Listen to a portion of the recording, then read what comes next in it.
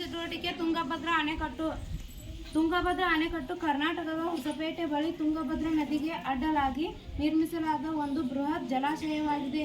ಇದು 101 ಟಿಎಂಸಿ ಅಡಿ TMC feet ನೀರನ್ನು ಸಂಗ್ರಹಿಸುವ ಸಾಮರ್ಥ್ಯ ಹೊಂದಿದ್ದು, ನೀರಾವರಿ, ಜಲವಿದ್ಯುತ್ ಉತ್ಪಾದನೆ ಮತ್ತು ಪ್ರವಾಹ ನಿಯಂತ್ರಣ ಇದರ ಮುಖ್ಯ ಉದ್ದೇಶಗಳಾಗಿವೆ. ಅಣೆಕಟ್ಟು 1953ರಲ್ಲಿ ಪೂರ್ಣಗೊಂಡಿತು ಮತ್ತು ಕರ್ನಾಟಕ ಹಾಗೂ ಆಂಧ್ರ ಪ್ರದೇಶದ ಕೃಷಿ ಚಟುವಟಿಕೆಗಳಿಗೆ ನೀರಾವರಿ ಒದಗಿಸುತ್ತದೆ. ಮುಖ್ಯ ವಿವರಗಳು. ಮುಖ್ಯ ವಾಸ್ತುಶಿಲ್ಪ. ತುಂಗಭದ್ರಾ ಅಣೆಕಟ್ಟಿನ ನಿರ್ಮಾಣದ ಮುಖ್ಯ ವಾಸ್ತುಶಿಲ್ಪ ತಿರುಮಲೈ ಅಯ್ಯಂಗಾರ್ ಅವರು. ಸ್ಥಳ ಕರ್ನಾಟಕದ ಹೊಸಪೇಟೆ ಜಿಲ್ಲೆ ಬಳಿ. ನದಿಯ ಹೆಸರು ತುಂಗಭದ್ರಾ. ನಿರ್ಮಾಣದ ಆರಂಭ 1945. ನಿರ್ಮಾಣ ಪೂರ್ಣಗೊಂಡಿತು. ಉದ್ಘಾಟನೆ 1953. ಉದ್ದೇಶ ನೀರಾವರಿ, ಜಲವಿದ್ಯುತ್ ಉತ್ಪಾದನೆ ಮತ್ತು ಪ್ರವಾಹ ನಿಯಂತ್ರಣ. ಒಟ್ಟು ಸಂಗ್ರಹಣಾ ಸಾಮರ್ಥ್ಯ 101 ಟಿಎಂಸಿ ಅಡಿ. ಪೂರ್ಣ ಜಲಾಶಯ ಮಟ್ಟ FRL 498 ಮೀಟರ್ MSL. ಅಣೆಕಟ್ಟಿನ ಎತ್ತರ 19.49.38 ಮೀಟರ್. ಉದ್ದ 2441 ಮೀಟರ್.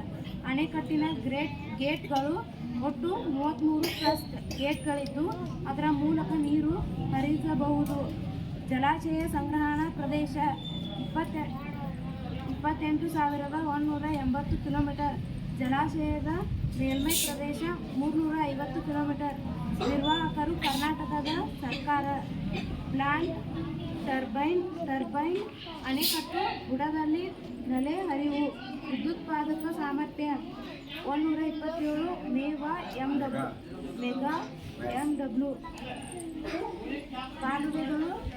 ಎಡದಿಂದ ಕಾಲುವೆ ಸಂಪೂರ್ಣವಾಗಿ ಕರ್ನಾಟಕ ರಾಜ್ಯದ ನೀರಾವರಿ ನೀರು ಒದಗಿಸುತ್ತದೆ. ಬಲದಂಡೆ ಕಾಲುವೆಗಳು. 2 ಬಲದಂಡೆ ಕಾಲುವೆಗಳಿವೆ. ಒಂದು ಕೆಳಮಟ್ಟದಲ್ಲಿ ಲೋ ಲೆವೆಲ್ ಕೆನಾಲ್ LLC ಮತ್ತು ಇನ್ನೊಂದು ಉನ್ನತ ಮಟ್ಟದಲ್ಲಿ ಹೈ ಲೆವೆಲ್ ಕೆನಾಲ್ HLC. ಇವು ಕರ್ನಾಟಕ ಮತ್ತು ಆಂಧ್ರ ಪ್ರದೇಶದ ರಾಯಲಸೀಮಾ ಪ್ರದೇಶಗಳಿಗೆ ನೀರಾವರಿ ಒದಗಿಸುತ್ತದೆ. ಇತರ ಮಾಹಿತಿ. ಜಲವಿದ್ಯುತ್ ಕಾಲುವೆಗಳಲ್ಲಿ ಜಲವಿದ್ಯುತ್ ಘಟಕಗಳನ್ನು ಅಳವಡಿಸಲಾಗಿದೆ.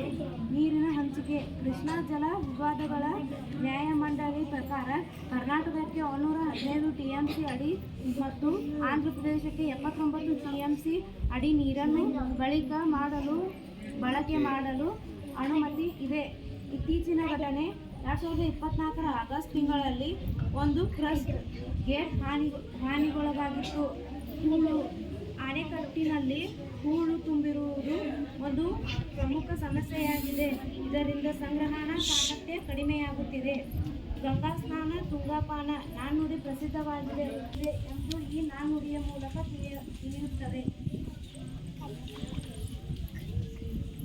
ನೋಡಿ, ಅಲ್ಲಿ ಚಿತ್ರ ಕಾಣಿಸ್ತಿದೆಯಲ್ಲ, ಅದು ತುಂಗಭದ್ರಾ ಅಣೆಕಟ್ಟು. ಅದು ಹೊಸಪೇಟೆ ಡ್ಯಾಮ್ ನೋಡಿದಿರಾ? ಅದೇ ಹೊಸಪೇಟೆ ಡ್ಯಾಮ್ ಅಂದ್ರೂ ಒಂದೇ, ತುಂಗಭದ್ರಾ ಅಣೆಕಟ್ಟು ಅಂದ್ರೂ ಒಂದೇ. ತುಂಗಭದ್ರಾ ಅಣೆಕಟ್ಟಿನ ಬಗ್ಗೆ ಸಂಪೂರ್ಣವಾದ ಚಿತ್ರಣವನ್ನ ತಮ್ಮ ಮುಂದೆ ಇಟ್ಲು ವಿದ್ಯಾ, ಹೌದಲ್ಲ? ಆ ತುಂಗಭದ್ರಾ ಅಣೆಕಟ್ಟು ಕಟ್ಟಡ ಪ್ರಾರಂಭವಾಗಿದ್ದೆ ಯಾವಾಗ, ಉದ್ಘಾಟನೆ ಆಗಿದ್ದೆ ಯಾವಾಗ, ಇದ್ರ ಜೊತೆಗೆ ಅದು ಯಾವುದಕ್ಕೆ ಉಪಯೋಗ ಇದೆ, ಎಷ್ಟು ವಿದ್ಯುತ್ತನ್ನು ಉತ್ಪಾದನೆ ಮಾಡುತ್ತೆ, ಎಷ್ಟು ನೀರಾವರಿ ಸೌಲಭ್ಯವನ್ನು ಹೊಂದಿದೆ, ಯಾವ ಯಾವ ರಾಜ್ಯಗಳಿಗೆ ಉಪಯೋಗ ಇದೆ ಎಂಬುದನ್ನು ಸಂಪೂರ್ಣವಾದಂಥ ವಿವರಗಳನ್ನು ತಮ್ಮ ಮುಂದೆ ಏನು ಮಾಡಿದಾರಪ್ಪ ಅಂದ್ರೆ ಪ್ರಸ್ತುತಪಡಿಸಿದ್ದಾಳೆ, ಹೌದಾ? ಜೊತೆಗೆ ಒಂದು ನಾಣ್ಣುಡಿ ಹೇಳಿದಾಳಕಿ, ಏನು? ಗಂಗಾ ಸ್ನಾನ,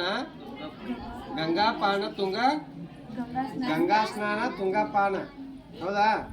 ಗಂಗಾ ನದಿಯಲ್ಲಿ ಸ್ನಾನ ಮಾಡಿದರೆ ಎಲ್ಲ ನಮ್ಮ ಚರ್ಮ ರೋಗಗಳೆಲ್ಲ ವಾಸಿಯಾಗಿ ಹೋಗ್ತಾವಂತ. ತುಂಗಾ ನೀರನ್ನು ಕುಡಿದು ಬಿಟ್ಟರೆ ದೇಹಕ್ಕೆ ಭಾಳ ಒಳ್ಳೇದಂತ. ಹೀಗಾಗಿ ನಮ್ಮ ಕರ್ನಾಟಕ ಅಷ್ಟೇ ಅಲ್ಲದೆ ಕರ್ನಾಟಕವನ್ನು ಬಿಟ್ಟು